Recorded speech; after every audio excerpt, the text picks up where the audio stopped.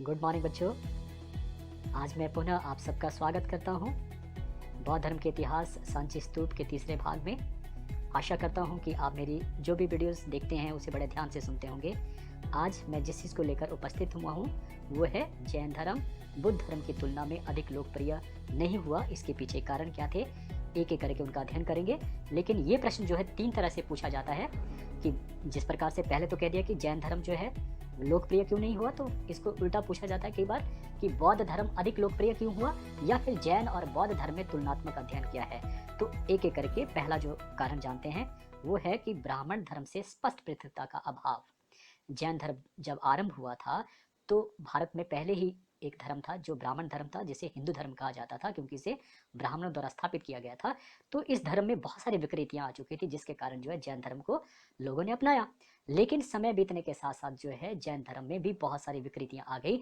तो अब लोग इस धर्म को क्यों अपनाएं, उसमें नया क्या था, तो इसलिए जो है जैन धर्म जो है वो ज़्यादा नहीं चल पाया बौद्ध धर्म की अपेक्षा। दूसरा आता है कारण वो है प्रचार भावना का अभाव। इसका अगर मैं आपको एग्जाम्पल दूं तो जब कभी भी आप जो है टेलीविज़न के ऊपर बैठते हैं तो देखते हैं बहुत सारी चीज़ों के जो है वो एडवर्टाइजमेंट आती है, विज्ञापन आते हैं। हमारे समय में सबसे जो अच्छा विज्ञापन आता था वो आता था निरमा वॉशिंग पाउडर का, और बहुत इम्पैक्ट पड़ता था उसका, बड़ा प्रभाव पड़ता था लोगों के ऊपर। लोग उसे आज भी लोग जो है केवल निरमा का नाम याद है कि निरमा दीजिए, तो इतना इम्पैक्ट पड़ता है। तो ये कहता है कि जो है जैनियों ने अपने धर्म को सही से प्रचारित नहीं किया, जबकि बौद्धों ने इसे सही ढंग से प्रचारित किया। उनके पास अच्छे लोग जो प्रचारक थे, अच्छे गुरु थे, तो इस प्रकार से ये भी कारण रहा। तीसरा आता है वो है घोर तपस्या, कि जैनियों में एक जो है शिक्षा है, आपने पढ़ा है अभी अभी। तो जैन धर्म में क्या है कि खुद महावीर ने 12 साल तक जो है कठोर तप किया और 13वें वर्ष में जाके उन्हें ज्ञान प्राप्त हुआ। तो इसलिए उनके अनुयायियों से भी यही आशा की जाती है कि वो घोर तप करेंगे। लेकिन क्या ये पॉसिबल है आज के समय में? तो इसलिए जो है आम लोगों के बस में ये चीज़ नहीं थी और इस कारण जो है लोगों ने इसे नकार दिया। उसके पश्चात आता है वो है चौथा, वो है अहिंसा पर जोर।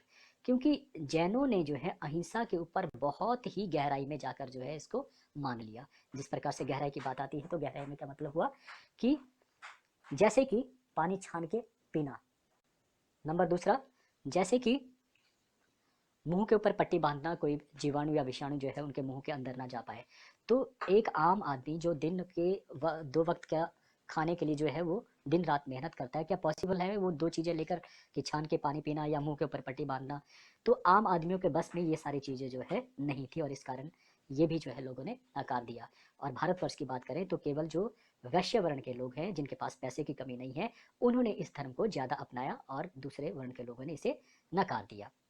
अगला जो कारण आता है वो है पांचवा, और वो है कि अधिक राजकीय सहायता न मिलना। जैन धर्म का जो अधिक लोकप्रिय न होने का कारण यह भी था कि बौद्ध धर्म की तरह अनेक जो शक्तिशाली सम्राट या राजाओं का जो संरक्षण उन्हें नहीं मिल सका। जब तक जो महावीर जीवित रहे तब तक तो जैन धर्म अंग, अवंती, मगध, मल और लिच्छवी राज्यों ने जो है उसे इसे अपनाया और शामिल किया। लेकिन उनके मृत्यु के पश्चात कोई भी ऐसा सम्राट आगे नहीं आया जिसने इस धर्म को अपनाया हो और इसे आगे ले गया हो। तो इस प्रकार से ये भी कारण जो रहा। छठा आता है पाटलिपुत्र में एक परिषद की असफलता। कहते हैं कि 200 वर्षों बाद जो है, कब, महावीर के मृत्यु के पश्चात की बात कर रहे हैं, उनके मरने के 200 वर्षों के पश्चात जो है मगध प्रांत में भयंकर अकाल पड़ा, या उत्तर भारत में भयंकर अकाल पड़ा। और इस कारण जो बहुत सारे जो अनुयायी थे जैन धर्म के वो दक्षिण भारत में चले गए। 12 वर्षों के पश्चात जब वो उत्तर भारत में वापस आए तो जो जैनी जो है जो यहीं ठहर गए थे अकाल के वक्त में, उन्होंने उनका जो है घोर विरोध किया। उन्होंने उनको कहा कि उन्होंने वहाँ दक्षिण में जाकर जो है जो जैन के शिक्षाएं थी उनके विरुद्ध चले वो, उन्होंने उनका उनका जो है वो सही से अनुपालन नहीं किया। तो दोनों में जो है वो दोनों में अंतर जो है वो पैदा होगा, गतिरोध पैदा हो गया। और इस गतिरोध को समाप्त करने की कोशिश की गई एक परिषद को बुलाकर, लेकिन वहां पर भी जो है दोनों में जो है घोर मतभेद जो उत्पन्न हुआ। जो जैन धर्म था वो 2 हिस्सों में बंट गया। जो उत्तर में रह गए थे लोग, उन्होंने अपने आप को जो है श्वेतांबर घोषित किया। जो जो सफ़ेद कपड़े पहनते हैं। और जो दक्षिण भारत के थे उन्होंने अपने आप को जो दिगंबर कहा। दिगंबर का मतलब वो नंगे रहना, एक वस्त्र धारण न करना। तो इस प्रकार से ये 2 शाखाओं में विभाजित हो जाना, कि हम बात कर रहे हैं कि आप शिक्षा दे रहे हैं कि प्रेम पूर्वक रहो, लड़ाई झगड़ा मत करो, लेकिन खुद लड़ रहे हैं, तो उस धर्म का प्रभाव क्या रहेगा लोगों के ऊपर, आम लोगों के ऊपर, उसका इम्पैक्ट क्या रहेगा। तो ये कारण भी रहा कि ये दो संप्रदाय में बंट जाने के कारण जो है ये धर्म आगे अधिक नहीं चला। तो ये 6 कारण पढ़े हमने कि जैन धर्म बौद्ध धर्म की अपेक्षा अधिक लोकप्रिय क्यों नहीं हुआ। अब आगे हम जो पढ़ेंगे वो है दूसरा क्वेश्चन, या दूसरा जो हेडिंग वो है कि बौद्ध धर्म के शीघ्र फैलने के कारण क्या थे, उनके ऊपर प्रकाश डालें। इस तरह से क्वेश्चन आता है, क्योंकि बौद्ध धर्म जो बहुत जल्दी जो फैल गया था। तो देखिए, कोई चीज़ जो है अगर आपको बहुत पसंद आती है, मार्केट जाते हैं तो आप उसको इमिडिएटली खरीद लेते हैं एकदम से। तो शायद ऐसा ही जो बौद्ध धर्म में कुछ था जिस कारण लोगों ने इसे एक्सेप्ट किया। तो बौद्ध धर्म का जो फैलाव था बड़ी तेजी से हुआ, उसके अनुयायियों की संख्या भी बड़ी तेजी से बढ़ी, और भारत की सीमा में ही नहीं बल्कि दूसरे देशों में भी जाकर ये फैला। तो इसके पीछे जो सीधे सीधे कारण जैसे माना जाता है कि इसकी शिक्षाएं सरल थी, कर्मकांड नहीं थे, लेकिन आस्ते आस्ते करके अब हम एक एक करके जो है इनको सभी के बारे में पढ़ेंगे कि ऐसा क्यों हुआ, जल्दी फैला। पहला आता है हिंदू धर्म में फैली बुराइयां, कि हिंदू धर्म में जो है बहुत सारी बुराइयां थी, जैसे कि ऊंच नीच की भावना, कर्मकांड, बड़े बड़े यज्ञ बलि और खर्चीले धार्मिक उत्सवों के कारण। तो इन सब के कारण लोग जो है बहुत जो है वो, हम ये कहेंगे कि वो बहुत नाराज थे, या वो निंदनीय था उनके लिए। तो इसलिए उन्होंने इस धर्म को, जो धर्म सबको समानता का दर्जा देता था, प्यार मोहब्बत देता था, उन धर्म को अपनाने के लिए जो है वो एकदम से तत्पर हुए। तो इस प्रकार से उन्होंने इसे एकदम से अपना लिया और जल्दी फैला। दूसरा जो कारण आता है वो है मगध राज्य का ब्राह्मणों द्वारा तिरस्कार। देखिए, आज भी मगध का बात करते हैं तो उसका एक उत्तरी हिस्सा आता है और एक दक्षिणी हिस्सा आता है, बीच में नदी आती है, गंगा नदी। तो आज भी वहां पर इसी प्रकार की प्रथा प्रचलित है कि जो मगध रह जाता है वो गंगा के दक्षिण हिस्से में रह जाता है, और मगध में जो शासक रहे, धनानंद या दूसरे, वो निम्न जाति से संबंधित है, इसलिए लोग आज भी वहां पर तिरस्कृत जो है समझते हैं मगध के लोग। और आर्यव्रत जो आधुनिक उत्तर प्रदेश है उसे आर्यव्रत कहा जाता था। तो आर्यव्रत के जो लोग थे वो अपने आप को सबसे ऊंची जाति के लोग मानते थे। तो इस कारण भी मगध को निम्न स्तर का समझा जाता था, और इसलिए मगध जो ब्राह्मणों के जो प्रभाव से दूर था। तो इसलिए भी मगध जो राज्य था वो ब्राह्मणों के तिरस्कार के कारण उसने जो है बौद्ध धर्म को शीघ्र अपनाया, और इस धर्म को फैलाने के लिए जो है वो रात दिन कार्य किया, जल्दी किया, और इस प्रकार से ये धर्म जो है जल्दी फैल गया। ये दूसरा कारण हो गया। तीसरा आता है वो है बौद्ध धर्म की शिक्षाएं या उपदेश जनभाषा में। हिंदू धर्म की बात करें, भाषा है संस्कृत, जिसको देव तुल्य भाषा कहा गया, और उसी में ही जितने भी महाकाव्य, जितने भी जो धार्मिक पुस्तक, चाहे गीता हो या आपका रामायण हो, महाभारत, तो सभी को संस्कृत में लिखा गया है, जो आम लोगों की भाषा से बिल्कुल परे की भाषा है, कठिन भाषा है। लेकिन बौद्ध धर्म की जो शिक्षाएं थे बहुत ही सरल थी। जैसे उन्होंने अपनी पहले ही शिक्षा में कहा कि लोग दुखी हैं किसके कारण, इच्छाओं के कारण। तुम इच्छा छोड़ दो, तुमने जो इच्छा पाल रखी है वो इच्छा पाल रखी है कि मैं जो एकदम से जो है वो अमीर हो जाऊं, मेरे पास गाड़ी हो, मेरे पास बंगला हो। जब तुम्हारे ये इच्छाएं जब खत्म हो जाएंगी, तुम्हारी इच्छा ही नहीं रहेगी, इच्छा रहित हो जाओगे, तो तुम्हें दुख किस चीज का होगा। दुख इसलिए है क्योंकि तुम दूसरों को देकर कि अच्छा उसके पास ये गाड़ी है, मेरे पास नहीं है, मैं दुखी हूँ। तो दुख का अभाव तब होगा, या दुख तब नहीं होगा जब आप इच्छाओं से रहित। बिल्कुल सिंपल तरीके से बोला और समझ आती है कि सचमुच ऐसा है। तो इन सरल शिक्षाओं के कारण, और जन भाषा भी वो, महात्मा बुद्ध ने किस भाषा को चुना, पाली भाषा में, जो वहां पर बोली जाती थी। तो लोगों ने इसको समझा। अगर मैं हिंदी भाषी और नीचे से तमिल भाषी आ जाता है मेरा कोई गुरु और मुझे पढ़ाना शुरू कर देता है, तो श्योर है मैं उसका नकार दूंगा, वो चाहे जितना मर्जी बहुत बड़ा गुरु हो, बहुत बड़ा विद्वान हो, उसको मैं नकार दूंगा, मेरे लिए वो हास्यास्पद हो जाएगा। तो ये तीसरा कारण था कि जन भाषा में उपदेश देना और सरल शिक्षा होने के कारण लोगों ने इसे जल्दी अपनाया और ये जल्दी फैल गया। चौथा कारण आता सिद्धांतों और शिक्षाओं की सरलता। सिद्धांतों और शिक्षाओं की सरलता, बिल्कुल सरल। गौतम बुद्ध ने जो भी सिद्धांत और शिक्षाएं जनता के सामने रखी वो बहुत जटिल और कठोर नहीं थी जैसे कि हिंदू धर्म में थी। उन्होंने आम बातों को तर्क के आधार पर जनता के सामने रखा, उदाहरण के साथ, और इन्हीं सभी सिद्धांतों को जनता ने बड़ी आसानी से समझ सकती थी। जैसे कि मैंने पहले भी कहा, संसार दुखों का घर है, दुखों से छुटकारा पाने एवं निर्वाण को प्राप्त करने के लिए अस्त मार्ग पर चलना चाहिए, नैतिक मूल्य पर जोर दिया गया। तो इस प्रकार से ये सहज रूप से लोगों ने इसे जल्दी से अपनाया, इसकी सरलता के कारण। ये हो गया चौथा। पांचवा आता है वो है गौतम बुद्ध का व्यक्तित्व। देखिए, सबसे इंपॉर्टेंट होता है कि व्यक्तित्व। गांधी के बारे में भी जो है एक कहानी आती है कि कोई माँ जो है अपने बच्चे को लेके चले जाती है गांधी के पास कि देखिए बहुत गुड़ खाता है, ये इसके लिए ठीक नहीं है, प्लीज़ आप बोलिए कि ये गुड़ ना खाएं। गांधी जी बोलते हैं कोई नहीं, आज मत कल आ बोलना इनको, कल आना, कल मैं जो है इसको कह दूंगा। अगले दिन वो चले जाते हैं और गांधी जी बोलते बेटा गुड़ अच्छा नहीं होता है खाना, आप इसको छोड़ दो। लेकिन उसकी माँ थी वो बहुत परेशान हो गई कि गांधी जी कल भी आप इसी बात को बोल सकते थे, आज क्यों? तो उन्होंने बोला कि भाई कल मैं भी गुड़ खाता था।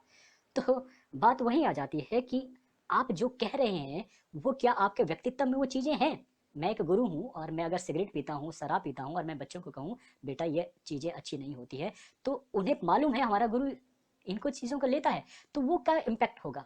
वो उसका मजाक होगा वो एक तरह से। लोग उसको जो है मानेंगे अंदर ही अंदर, शायद मुंह पर नहीं बोलेंगे बच्चे, लेकिन वो अंदर ही अंदर जो है उनका मजाक करेंगे उस गुरु का कि देखिए क्या बोल रहा है, खुद जो है करता और हमें बोल रहा है ऐसा मत कीजिए। तो ये व्यक्तित्व के ऊपर बहुत निर्भर करता है कि अगर आपका उच्च व्यक्तित्व हो तो वो इम्पैक्ट करती है, उसकी गहराई तक जो है वो बातें जो है वो ठहर जाती हैं शिष्यों के। तो कहते हैं जो महात्मा बुद्ध के बारे में एक एग्जाम्पल है, कहते हैं कि उस समय लोग उनको गालियां तक भी देते थे। कहते हैं एक इसी तरह का एक व्यक्ति हुआ जिसने उनको बहुत सारी गालियां दी, वो उनको बोल रहे थे और वो उनको गालियां दे रहे। तो महात्मा बुद्ध सुनते रहे और बाद में उन्होंने सिर्फ उनसे एक क्वेश्चन पूछा उस आदमी से कि जब कोई जो है आपके पास कोई भिक्षा मांगने के लिए आता है और वो भिक्षा लेने से इनकार कर देता है तो आप क्या करेंगे? तो उसने कहा ये तो क्या पूछ रहे हैं, मैं वो जो भिक्षा में देना चाह रहा था उसको अपने पास रख लूंगा।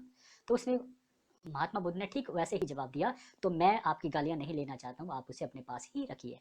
तो इस तरह से वो जवाब देते थे और उन जवाबों को सुनकर लोग जो है वो उनके हमेशा के लिए मुरीद बन जाते थे, शिष्य बन जाते थे उनके स्वभाव के कारण। तो उन्होंने पूरी जिंदगी में कभी भी किसी के साथ जो है वो अभद्र व्यवहार नहीं किया, जोर से आवाज नहीं करी, हमेशा हमेशा उनके मन के ऊपर जो मुख के ऊपर कहते हैं वो एक स्माइलिंग फेस, हमेशा जो है वो मुस्कुराहट रहती थी दूसरों के और प्यार रहता था। तो इस व्यक्तित्व के कारण भी जो है वो बौद्ध धर्म अधिक शीघ्र फैला। छठा आता है वो है जाति भेद और ऊंच नीच में के विरोधी। महात्मा जो बुद्ध थे वो जाति पाति और ऊंच नीच में बिल्कुल भी जो है वो भेद नहीं करते थे, उनके लिए सभी लोग जो है समान थे। और इस समानता का दर्जा पाने के लिए जो निम्न लोग थे, निम्न कोटि के लोग थे या जो शूद्र लोग थे, उन्होंने हिंदू धर्म को छोड़ा और बौद्ध धर्म को अपना लिया। तो इस प्रकार से ये भी कारण रहा। सातवां आता है संघ तथा बिहारों की स्थापना।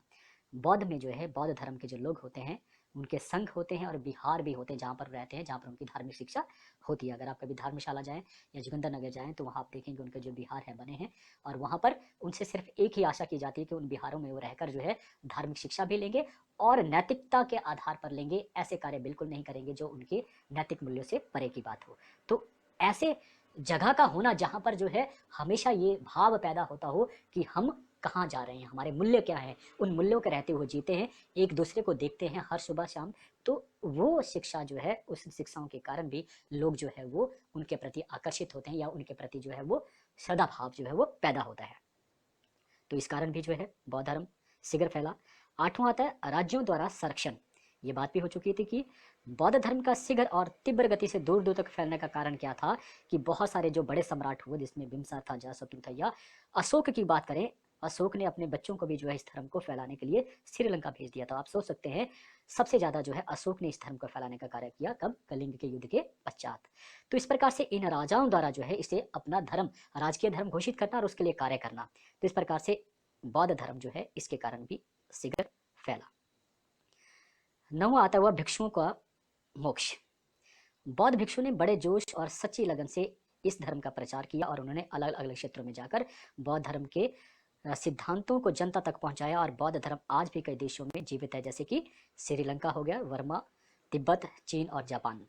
परंतु बड़े दुख की बात है कि जहाँ पर इसका जन्म हुआ वहाँ पर यह धर्म इतना नहीं फैल पाया, लेकिन फिर भी दूसरे देशों में जाकर कुछ चीज़ों को लेकर, जैसे कि मोक्ष को लेकर जो है जो भ्रांति जो है इस धर्म में है वो कहीं ना कहीं टूटी है दूसरे धर्मों की अपेक्षा। यहाँ पर जो है उसे ज़्यादा सही ढंग से वो बताया गया है। तो इसलिए भी लोगों ने जो है इस धर्म की तरफ जो है वो अपना ज़्यादा ध्यान आकर्षित किया और लोगों ने इसे अपनाया। अब हम पढ़ेंगे, ये तो हो गया सारा का सारा कि बौद्ध धर्म शीघ्र क्यों फैला। अंतिम जो है इस अध्याय में हम बात करेंगे वो है, या इस पार्ट में बात करेंगे वो है बौद्ध धर्म के पतन के कारण, कि ये पतन क्यों हो गया। भारत में जो बौद्ध धर्म था उसका जन्म जो है 6ठी शताब्दी में हुआ था, किंतु कालक्रम में भारत से बौद्ध धर्म लगभग समाप्त हो गया, जबकि विश्व के अन्य देशों में ये प्रसार इसका होता रहा। इसके पीछे जो कारण थे उनके बारे में हम एक एक करके जो पढ़ेंगे। पहला कारण है कि बौद्ध संघों में भ्रष्टाचार।